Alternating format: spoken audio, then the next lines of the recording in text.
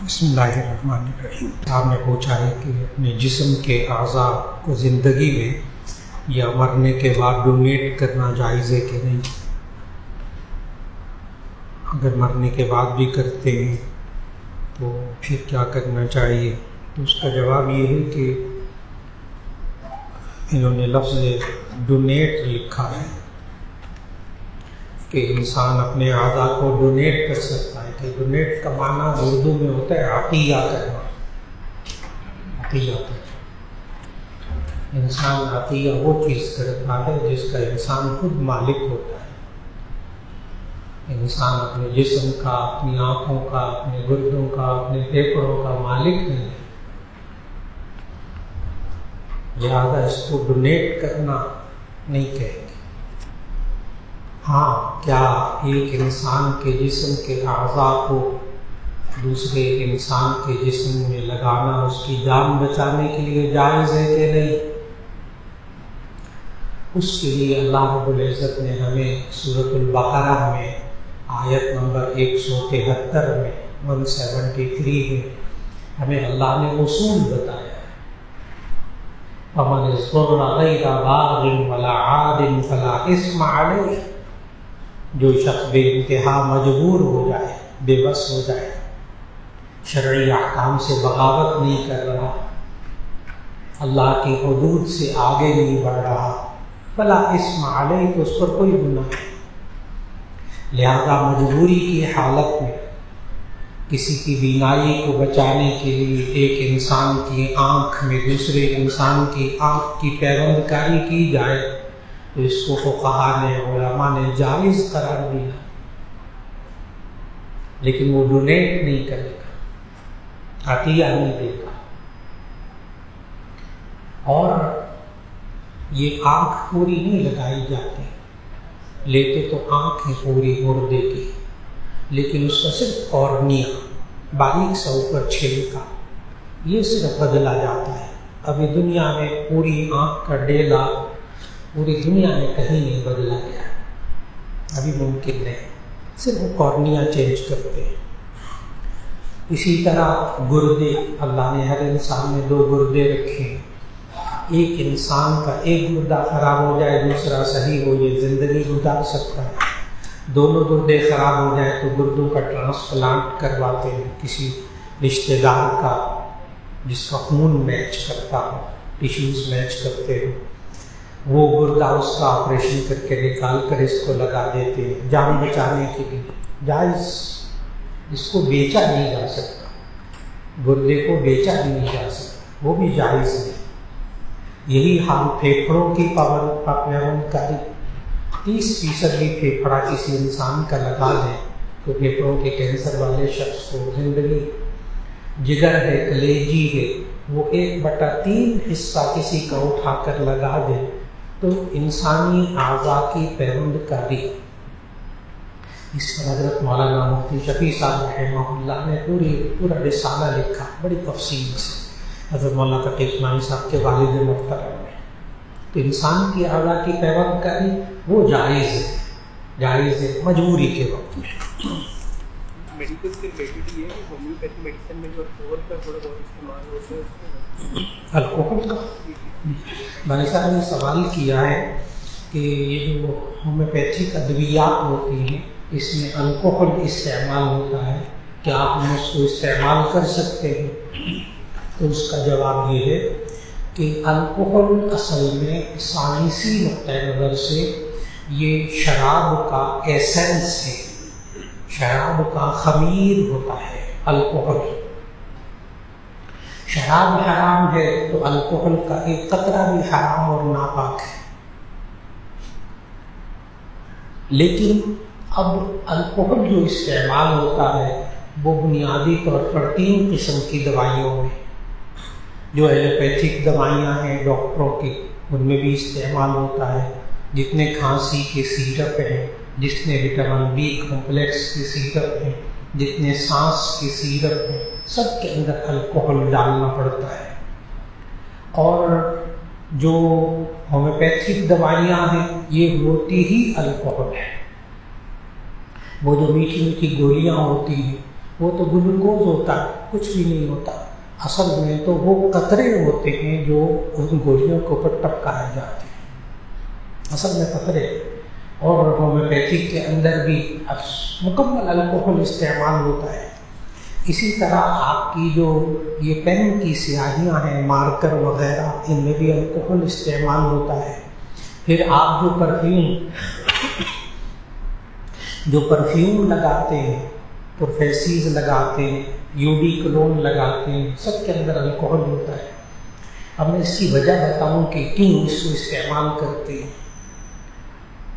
خوشبو میں، پرفیوم میں الکوہل اس لیے استعمال کرتے ہیں کہ الکوہل کا ایک خاصہ ہے، اس کی خصوصیت ہے کہ یہ ایک دم ہوا میں اڑ جاتا ہے، پانی بھی اڑ جاتا ہے، پیٹرول بھی اڑ جاتا ہے، لیکن الکوہل پوری دنیا میں ایک ایسی چیز ہے جو ایک دم ہوا میں تحلیل ہو جاتی ہے، اور اس میں کسی چیز کو مکس کرنا بڑا آسان ہوتا ہے۔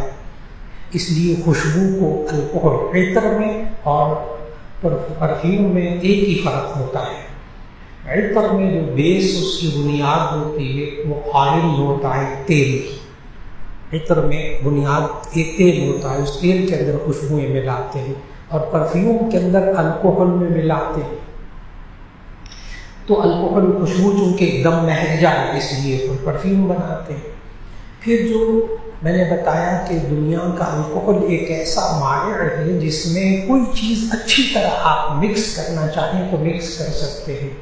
چنانچہ ہومیوپیتھک کی جو دوائیاں ہوتی ہیں، ایلوپیتھک میں تو یہ ہوتا ہے کہ آپ جتنی زیادہ دوائی دیں گے اتنا زیادہ اثر کرے گی، ہومیوپیتھک میں بالکل الٹ ہوتا ہے، جس دوائی کو آپ جتنا کم کر دیں گے اتنا زیادہ اثر کرے گی۔ چنانچہ وہ 1 لیٹر میں ڈال کے ایک دوائی، پھر اس کا 1000واں حصہ، جیسے اس میں اور 1 لیٹر الکوہل ڈالتے کرتے وہ دوائی بنتی، اس لیے ہومیوپیتھک میں ڈالتے۔ اور الکوہل کا تیسرا خاصہ ہوتا ہے پریزرو کرنا، کسی مائع کو محفوظ کرنا۔ چونکہ آپ دیکھتے ہیں آپ شربت بنائیں تو وہ 1-8 ہفتے بعد سڑ جاتا ہے، خراب ہو جاتا ہے، بدبو دیتا ہے۔ یہ ڈاکٹر حضرات سیرپ جو فارمیسی والے بناتے ہیں 3 سال تک خراب نہیں ہوتا، اس میں وہ الکوہل ڈلا ہوا ہوتا ہے۔ تو الکوہل کی خاصیت یہ کہ مائع کو سڑنے نہیں دیتا، لکوڈ کو سڑنے نہیں دیتا، خراب نہیں ہونے دیتا۔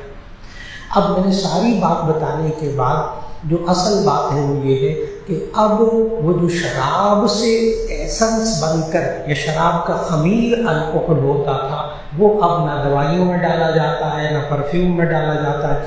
پہلے علماء کہتے تھے پرفیوم لگا کر نماز پڑھنا جائز نہیں، اس وقت شروع میں پرفیوم واقعی شراب والے الکوہل سے بنتا تھا۔ یہ نہیں کہ علماء بدل گئے، ان کی سوچ بدل گئی، نہیں، چیز بدل گئی۔ اب جو الکوہل ہے تمام دوائیوں میں، تمام پرفیوم میں، تمام ہومیوپیتھک کی دوائیوں میں، وہ سنتھیٹک الکوہل ہوتا ہے، مصنوعی، ایک خاص فارمولے سے بنایا ہوا۔ اس لیے اب پرفیوم لگانا جائز، کیونکہ شراب سے نہیں بنتا الکوہل۔ ہومیوپیتھک کی ساری دوائیاں حلال، کیونکہ یہ سنتھیٹک الکوہل ہوتا ہے۔ تمام سیرپ ڈاکٹروں کے پینا جائز، اگرچہ ان بوتلوں کے اوپر لکھا ہوتا ہے، بعض ایلوپیتھک دوائیاں جو سیرپ ہوتے ہیں کہ آپ یہ سیرپ پی کر گاڑی نہ چلائیں، ڈرائیونگ نہ کریں، آپ کو چیزیں گھومتی ہوئی محسوس ہوں۔ تو اس لیے جواب دیا کہ جائز، یہ ہومیوپیتھک کی جتنی دوائیاں جائز۔ جی آج آپ کا جو موضوع ہے سورج کے اوپر آپ نے بتایا سارا نمازیں کی، ہندو کے اندر ایک سورج پوچھتے ہیں، تو میں کافی ان سے انٹریکٹ رہا ہوں، تو وہ اکثر ان کا یہ سوال ہوتا تھا پھر تو آپ سورج کی پوجا کریں۔ جی، یہ بھائی صاحب نے کہا ہے کہ آج آپ نے تقریر میں کہا نماز کا تعلق سورج کی ٹائمنگ کے ساتھ ہے، تو بعض لوگ ہمیں اعتراض کرتے ہیں، کو غیر مسلم ہیں وہ اعتراض کرتے ہیں جو سورج کی پوجا کرتے ہیں۔ اس کا جواب ذہن میں رکھیے گا، یہ فرما رہے ہیں ہندو سورج کی پوجا کرتے ہیں۔ ہندو سورج کی پوجا نہیں کرتا، مجوسی کرتے ہیں، آریہ مذہب والے، وہ مجوسی جو ہوتے وہ سورج کی پوجا کرتے ہیں۔ اس لیے نبی صلی اللہ علیہ وسلم نے 3 اوقات میں سجدہ کرنے سے منع فرمایا، عند الطلوع وعند الغروب وعند الاستواء۔ کیونکہ ان تین جب سورج طلوع ہوتا ہے تب مجوسی غروب وعند الاستواء، کیونکہ ان تین جب سورج طلوع ہوتا ہے تب مجوسی اس کو سجدہ کرتے ہیں، جب سورج غروب ہوتا ہے تو اس کو سجدہ کرتے ہیں، جب سورج بالکل درمیان میں ہوتا ہے تو عبادت کرتے ہیں۔ تو یہ جو مجوسی عالیہ آتش پرست ہیں ان سے مشابہت سے بچنے کے لیے تو ہم سورج کی عبادت نہیں کرتے نماز میں نے بتایا نمازوں کے اوقات کا تعلق سورج سے بہت واضح ہے۔ جب ایک سال میں کا 2017 میں زکوٰۃ فرض ہوئی، 2025 سے ادا کرنا شروع کی، البتہ کوئی سال مخصوص نہیں کیا لیکن ادا شدہ زکوٰۃ کا حساب لکھا ہوا ہے، تو کیا کسی وقت سونا سستا ہو، گزشتہ سالوں کا حساب لگا لیں تو زکوٰۃ ادا ہو جائے گی۔ اس کے لیے آپ مفتی صاحبان سے تھوڑا سا رجوع کر لیں، اس لیے کہ آپ نے سونے کی اگر زکوٰۃ نکالنی ہے تو پھر ایسی صورت میں اب آپ کے پاس جتنا سونا ہے وہ آج کے ریٹ کے حساب سے آپ نے زکوٰۃ دینی ہوگی۔ البتہ روپے کے آپ کے پاس آج سے 10 سال پہلے 10 لاکھ روپیہ تھا تو آپ نے 10 لاکھ روپے کی زکوٰۃ نکالنی ہوگی۔ آج کے 10 لاکھ کو وہ اس کو ڈی ویلیو وغیرہ وہ نہیں، وہ 10 لاکھ، لیکن زیور اگر آج آپ کے پاس موجود ہے، آپ نے گزشتہ سالوں کی زکوٰۃ نکال لی ہے تو اس کی آج کے ریٹ کے حساب سے آپ زکوٰۃ ادا کروا دیں گے۔ اور ظاہر آج کا ریٹ بہت زیادہ ہو چکا۔ ایک صاحب نے کہا اگر پاؤں کی انگلیاں بعض بہت چھوٹی ہوں تو کیا مصنوعی طور پر ان کو بنوا کر برابر کیا جا سکتا ہے؟ تو اس کا جواب ہے کہ جی نہیں، مصنوعی طور پر کوئی چیز ایسی نہیں کرنی چاہیے جس سے اللہ کی خلقت میں تبدیلی آئے۔ دانتوں کو دانت ٹوٹ گیا، آپ اس پر کور چڑھاتے ہیں چاندی کا، سونے کا، یا کوئی میٹل کا کور بنواتے ہیں، برج بنواتے ہیں، جائز عذر کے۔ لیکن نبی صلی اللہ علیہ وسلم کے زمانے میں ایک صحابی کی ناک جہاد میں کٹ گئی تو انہوں نے مصنوعی ناک لگوائی، صحابی نے مصنوعی ناک لگوائی، ظاہر چہرہ برا لگتا تھا، ان کا زخم ہو گیا۔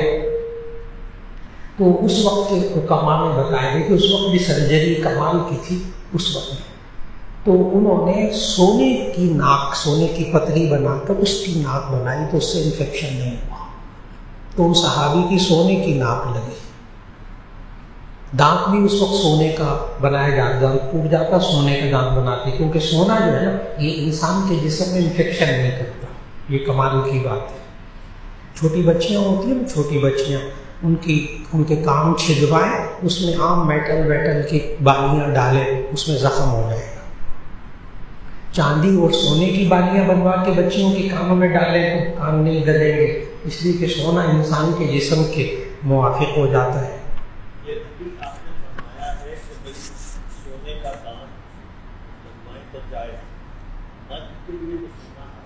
جی بھائی صاحب نے سوال کیا ہے کہ مرد کے لیے تو سونا استعمال کرنا تو حرام ہے، ٹھیک، تو ایسی صورت میں انہوں نے صحابی نے ناک سونے کی کیسے لگوائے، دانت کیسے لگوائے؟ سونے کا استعمال تو حرام ہے۔ سب کو سوال سمجھ میں آ گیا؟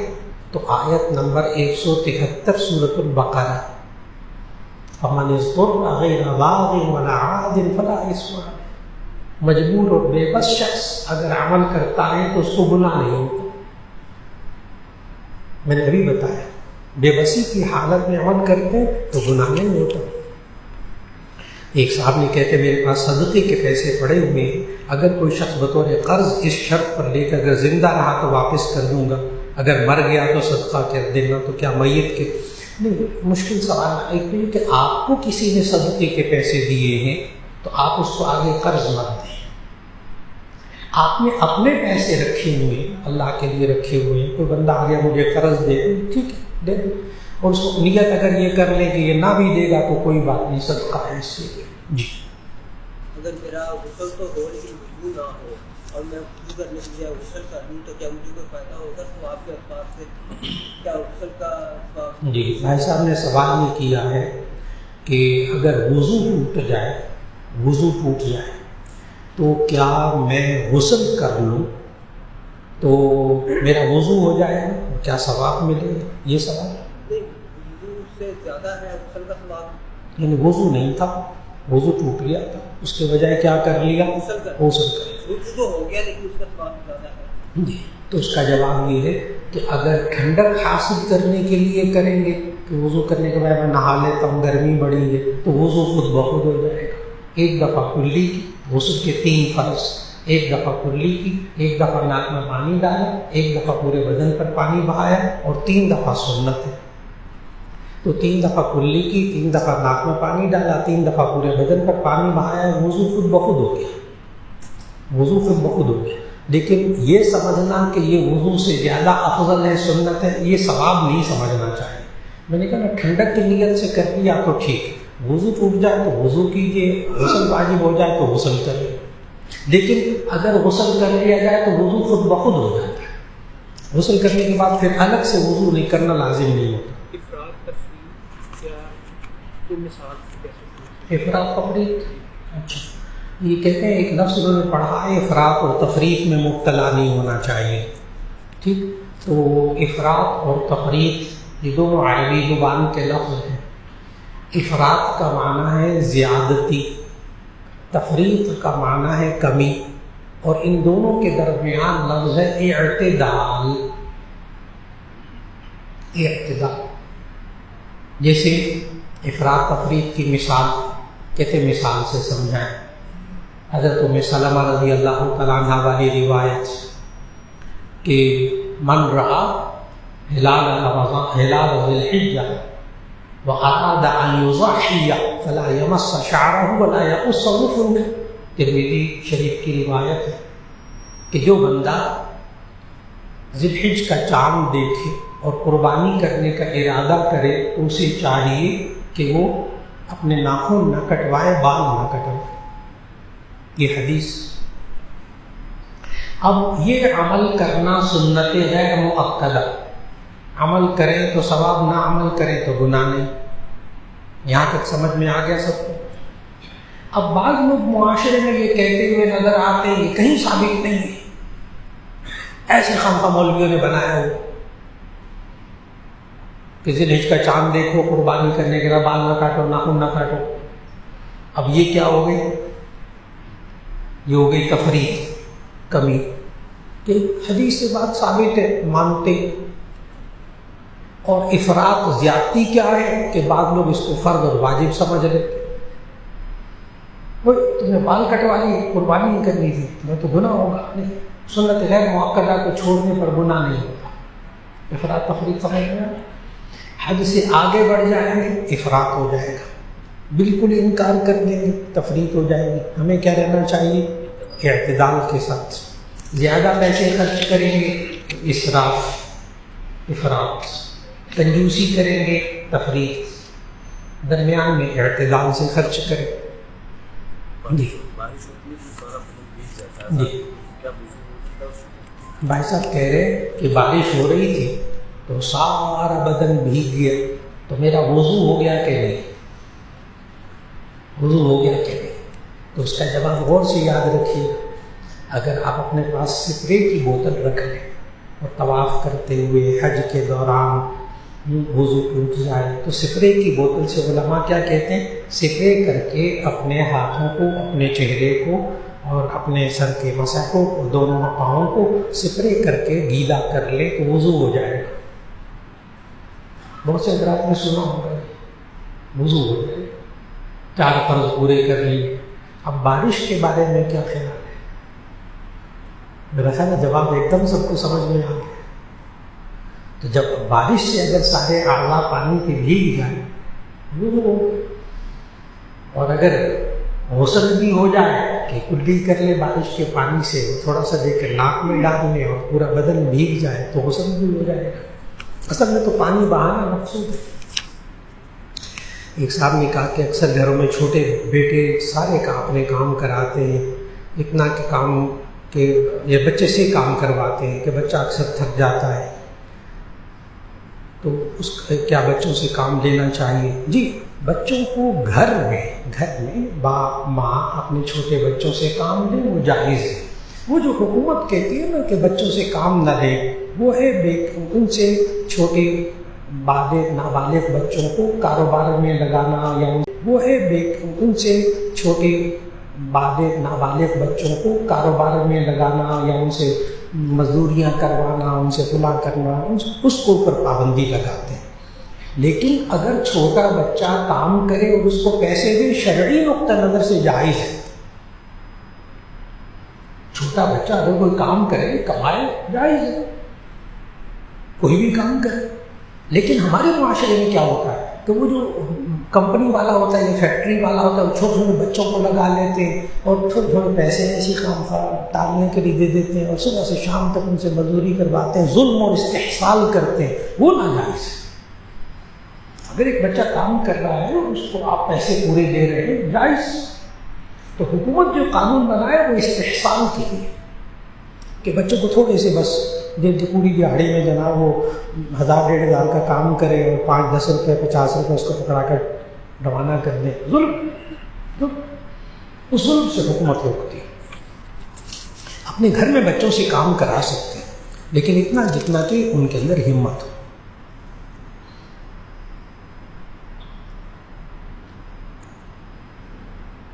ایک صاحب نے سوال کیا لیکن پڑھا نہیں جا رہا ہے، انگلش میں لکھا ہے، اگر اردو میں مجھے سمجھا دیں، کیونکہ وہ میں مکمل پڑھ نہیں پا رہا، اس کو دیر لگ رہی ہے۔ جی، بیعت کیسے کرنی چاہیے، کیا معاملات، کیا طریقے؟ جی، بیعت کچھ بھی نہیں، بس یہ کہ میں توبہ کرتا ہوں تمام گناہوں سے، شرک سے، حسد سے، بغض وغیرہ سے، اور میں اللہ اور اس کے رسول صلی اللہ علیہ وسلم کے احکام پر عمل کروں گا۔ اگر کوئی گناہ ہو جائے گا توبہ استغفار کروں گا، بیعت مکمل ہوگی۔ کوئی اتنی سی بات نہیں کرنا ہو، یہ بیعت یہی نبی صلی اللہ علیہ وسلم نے یہی ادا کرنا، قرآن میں یہ سکھائی ہے۔ یا ایھا النبی اذا جاءک المؤمنات یبایعنک علی الا یشرکن باللہ شیئا ولا یسرقن ولا یزنین ولا یقتلن اولادہن۔ تو بیعت کا پورا طریقہ قرآن میں اللہ نے سمجھایا ہے۔ بیعت کا مقصد دینی احکام پر عمل کرنا اور گناہوں سے بچنے کا ایک معاہدہ کرنا، وعدہ کرنا، ارادہ کرنا، ہو جائے تو توبہ استغفار کرتے رہے۔ کیا کسی بھی دینی مسئلے میں الزامی اور تحقیقی جواب میں دے سکتے ہیں؟ اصل میں یہ ٹیکنیکل سوال، کوشش کریں ایسے سوال کریں جس سے عوام کو کوئی فائدہ ہو۔ اصل میں الزامی جواب کہتے ہیں کسی کے پاس کوئی اصول، کوئی کسی بات تسلیم کرتا ہو، اسی کو لے کر جواب دینا، اس کو الزامی جواب کہتے ہیں۔ تحقیقی جواب یہ ہے کہ اس کے لیے باقاعدہ اس کو جو اس کے سوال سے متعلق حل ہو وہ پیش کرنا، اس کا جواب دینا۔ تو یہ بس کوشش کیجیے عوام سے متعلق۔ ایک کہتے ہیں کیا بیعت کسی اور سے کر لیں اور اصلاح کسی اور سے کروا لیں، یہ درست ہے؟ جی، بس اوقات ہوتا ہے بیعت کسی بزرگ سے کر لی، وہ کراچی میں ہے، پشاور میں ہے، دوسرے ملک چلا گیا، آپ سے دور ہے، نہیں ملاقات ہوتی، اصلاح دوسرے سے کروائیں، جائز، یعنی بیعت کسی اور سے ہو، اصلاح کسی اور سے ہو، جائز۔ بیعت سنت، اصلاح کرنا فرض، لیکن کوشش کریں کہ اس کی اپنی خود اصلاح ہوئی بھی ہو اور اس کو اصلاح کا طریقہ آتا ہو۔ کیا ایک وقت میں ایک سے زیادہ شیوخ سے بیعت کرنی جائز ہے؟ جی، اصل میں بیعت تو ایک ہی سے ہوتی ہے، لیکن اگر برکت کے لیے کر لی جائے تو اس میں گنجائش ہوتی ہے۔ کیا اسلامی تاریخ بھی 100% اسی طرح مستند معتبر ہے جیسے قرآن اور احادیث؟ جی نہیں، جی، تاریخ اور چیز، قرآن اور حدیث اور چیز۔ قرآن تو بالکل سچا، احادیث تمام راوی جتنے موجود ہیں وہ صحیح ہوں تو وہ حدیث قوی کہلاتی ہے۔ تاریخ کے اندر راوی نہیں ہوتے، ان کا ذکر نہیں ہوتا، یہ بات کہاں سے سنی؟ تو تاریخ کا مقام قرآن و سنت کے بعد ہے۔ کیا کسی بھی دینی مسئلے کی حکمتیں اور مصلحتیں پوچھنی جائز ہے؟ جی، اگر مصلحت پوچھیں، جائز۔ حضرت مولانا اشرف علی تھانوی رحمہ اللہ نے اس پر پوری اتنی موٹی کتاب لکھی، احکام اسلام عقل کی نظر میں، احکام اسلام عقل کی نظر میں پوری کتاب لکھی۔ لیکن انسان کو ہر بات کے اندر مصلحت سوچنا کہ مجھے مصلحت بتائیں گے، کوئی لاجک بتائیں گے، کوئی بات بتائیں گے پھر میں عمل کروں گا، یہ نہ، ورنہ مصلحت تو اللہ نے خود بتائی ہے۔ نماز کی مصلحت اللہ نے بتائی 21ویں پارے کی پہلی آیت، اتل ما اوحی الیک من الکتاب واقم الصلاۃ ان الصلاۃ تنہی عن الفحشاء والمنکر، یہ نماز بے حیائیوں برائیوں سے روکتی ہے، تو نماز کی مصلحت اللہ نے خود بتائی ہے۔ تو مصلحت پوچھنا کوئی بری بات نہیں ہے، لیکن ہر شرعی حکم کے اندر یہ سوچنا کہ مجھے مصلحت معلوم ہوگی تو میں کروں گا، یہ غلط ہے، یہ غلط ہے۔ اگر کوئی بتا دے مصلحت تو بہت اچھا، نہ بتائے کوئی حرج نہیں۔ کہتے ہیں اختلافی اور سیاسی سوالات آپ نہیں کرنے دیتے، تو آپ کہاں سے کس وقت کن دنوں میں پوچھ سکتے ہیں؟ جی روزانہ میں دفتر میں بیٹھتا ہوں 11 سے 12 تک سبق پڑھا کے وہاں کا کر سوالات کر لیتے ہیں، اور اسی طرح جہاں میں ملاقات کا جگہ ہوتی ہے وہاں بھی جب ملاقات ہوتی ہے لوگ سیاسی سوالات بھی کرتے ہیں، اختلافی سوالات بھی کرتے ہیں ضرور۔ اور جامعہ اشرفیہ میں یہیں 700 لڑکا میں پوری مسجد اور برآمدہ بھرا ہوتا ہے طلباء سے، ہر روز میں اختلافات ہی پڑھاتا رہتا ہوں۔ الحمدللہ ہر چیز کا ایک میدان ہے، ہر چیز کا ایک میدان ہے، تو وہاں پڑھاتے ہی اختلافات ہیں، ہم چاروں مسلک پڑھاتے ہیں، حنفی، شافعی، مالکی، حنبلی، ایک ایک مذہب میں لکھواتا ہوں، ہر ایک کی دلیل لکھواتا ہوں اور بتاتا ہوں کہ چاروں حق پر۔ تو یہاں پر باقاعدہ طلبا، لیکن یہ ان کو بتایا جاتا ہے جو 7 سال پہلے پڑھ کر آئے ہوتے ہیں، 15 علوم، یہ ان کو ہضم ہوتی ہے باتیں۔ 15 علوم پڑھ کر آتے ہیں 7 سال، پھر ان کو ہم 8ویں سال یہ اختلافات پڑھواتے ہیں تو ان کو ہضم ہوتے ہیں۔ اب ہم کو بیچاروں کے لیے فائدہ کوئی نہیں۔ اختلافی سوالات جو ہیں اس میں ہمارے لیے آپ جو ایکسرسائز کرتے ہیں اختلافی سوالات، تو یہ تو آپ 700 جو طالب علم ہیں وہ ٹھیک ہے ان کو سکھاتے ہیں، ہم لوگوں کے لیے کیا ان کو ہمیں تو اس پہ نہیں پڑھنا چاہیے۔ بھائی صاحب نے سوال یہ کیا ہے محترم نے کہ یہ طالب علموں کو آپ سمجھاتے ہیں، ہمیں نہیں سمجھاتے، ٹھیک؟ تو اس کا میں نے ایک جواب دینا ہے، سمجھنے والا جواب دینا ہے، ناراض نہیں ہونا۔ آپ اپنے، اگر آپ کے ہاں اللہ بیٹا دے، ٹھیک، دودھ پیتا آپ کا بیٹا ہو، آپ اس کو برگر اور روسٹ اور شوارما کیوں نہیں کھلاتے؟ مجھے جواب چاہیے۔ یہ نہ کہیں اس کا حلق چھوٹا ہے، وہ کھا نہیں سکتا، اس کے دانت نہیں ہوتے، اس کا معدہ خراب ہو جائے گا، سب جواب غلط۔ ہم اس کو چھوٹے بیٹے کو، اپنے بیٹے کو جس کو ہم بڑی محبت کرتے ہیں، اس دودھ پیتے بچے کو ہم شوارما اور روسٹ اور برگر نہیں کھلاتے۔ پتہ ہی کیوں؟ مر جائے گا، مر جائے گا۔ لیکن یہی جب بڑا ہوتا ہے 20، 18، 17، 18 سال کا، 4 برگر کھا جائے۔ کیوں؟ اب ان کو اب ہضم کرنے کا، اس کو ڈائجسٹ کرنے کا اب نظام بن گیا ہے۔ عوام کا نظام اختلافی مسائل کو سمجھنے کے لیے اتنا ان کا ہاضمہ نہیں ہے، ان کو بالکل نہیں کھلانے، یہ برگر شوارما بالکل نہیں کھلانے۔ اختلافات والے سیاسی، میں ان کو برگر شوارما کہتا ہوں۔ کیوں؟ اس لیے کہ سیاسی اختلافات میں اور سیاسی سوالات میں، اختلافی فرقہ وارانہ سوالات میں برگر اور شوارما جیسے زیادہ مزہ آتا ہے، لیکن میں کھلاؤں گا نہیں۔ کیوں؟ مر جائیں گے، مر جائیں گے۔ ہاں، وہ جو 7 سال پڑھ کر آئے ہوتے ہیں ان کے اندر ایک نظام پیدا ہو چکا ہے، بیٹھے ہوئے ہیں بہت سارے، ان کو پڑھاتا ہوں، کیونکہ اب ان کا ہاضمہ کیا ہو گیا، قوی ہو گیا، اب جوان ہو گئے، وہ علمی اعتبار سے۔